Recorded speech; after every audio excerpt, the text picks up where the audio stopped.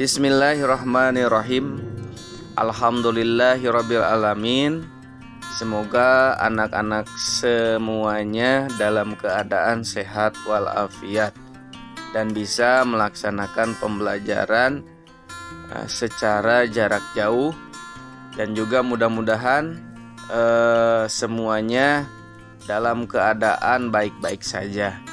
Nah, anak-anakku sekalian, untuk materi yang akan disampaikan pada hari ini adalah lanjutan dari bab 8, yang dimana judulnya teknik menulis naskah fragmen.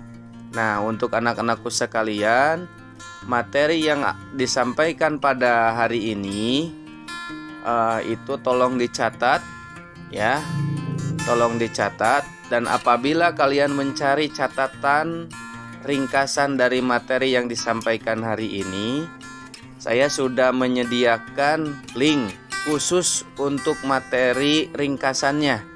Silahkan saja dibuka deskripsinya, lalu klik link ringkasan materi yang disampaikan pada hari ini.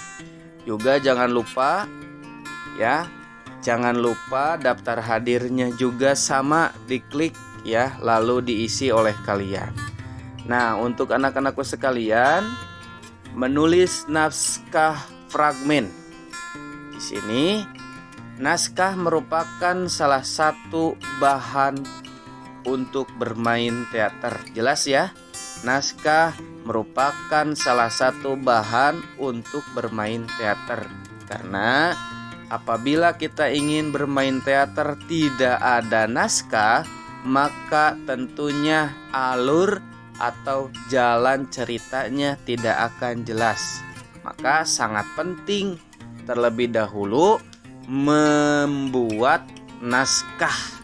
Oke, kita lanjut. Karakter dan tokoh tertulis di dalam naskah. Jelas ya? Di dalam naskah itu ada karakter seperti apa, ya, ada tokohnya bagaimana. Karakter biasanya berkaitan dengan salah satu sifat yang dikeluarkan oleh seorang pemeran atau tokoh. Dan untuk karakter itu, kemarin saya sudah jelaskan sedikit, ada karakter antagonis dan protagonis ya, itu jadi ada dua, ada yang berkarakter baik dan ada yang berkarakter jahat. Nah, itu di dalam naskah dituliskan. Yang selanjutnya, alur cerita atau plot tertulis dengan jelas di dalam naskah. Jadi alur ceritanya juga tertulis dengan jelas di dalam naskah. Dari A sampai Z, dari penampilan pertama sampai penampilan selanjutnya itu ada di dalam naskah. Kenapa harus seperti itu? Karena akan memudahkan bagi para pemain dan sutradara menafsirkan watak yang diinginkan pengarang. Jadi itu akan memudahkan pemain, akan memudahkan sutradara di dalam menafsirkan watak yang diinginkan oleh pengarang. Nah, jadi itu anak-anak terkait dengan menulis naskah fragmen. Yang selanjutnya, anak-anakku sekalian, kita lihat langkah-langkah di dalam menulis naskah fragmen. Di sini ada 4 langkah. Yang pertama adalah menentukan tema.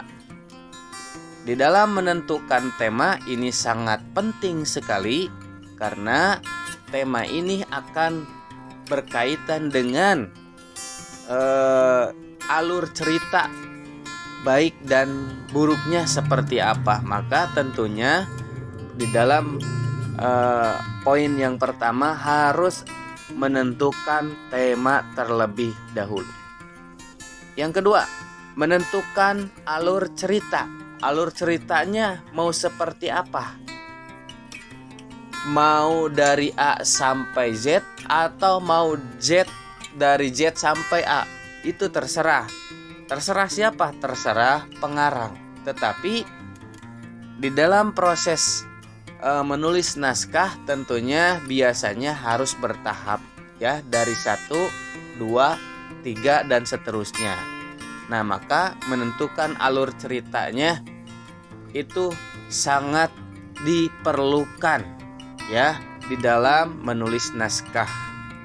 Yang selanjutnya, yang ketiga adalah menyusun adegan. Adegan di dalam bermain itu harus seperti apa?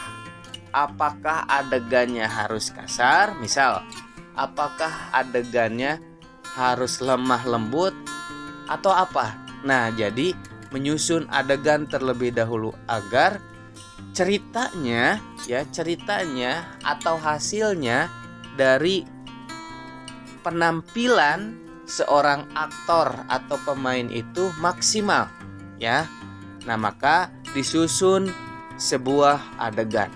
Yang selanjutnya, membuat dialog tokoh ya, membuat dialog tokoh. Tokoh yang ada di dalam naskah itu ada berapa ya? Pemain yang ada di dalam naskah itu ada berapa? Lalu dibuatlah dialog agar ada chemistry satu dengan yang lain, agar ada kecocokan satu dengan yang lain. Nah, itulah 4 langkah di dalam menulis naskah. Nah, untuk anak-anakku sekalian, yang selanjutnya silahkan untuk anak-anakku sekalian, saya ingatkan lagi, daftar hadir dan juga rangkuman materi itu ada ya di dalam deskripsi video ini. Silahkan untuk diklik oleh kalian semua, atau di kolom komen juga kalian boleh mencari daftar hadir dan rangkuman materi. Nah, untuk anak-anakku sekalian, itulah materi yang disampaikan pada hari ini. Semoga bermanfaat dan sampai jumpa kembali di pertemuan selanjutnya. Wassalamualaikum warahmatullahi wabarakatuh.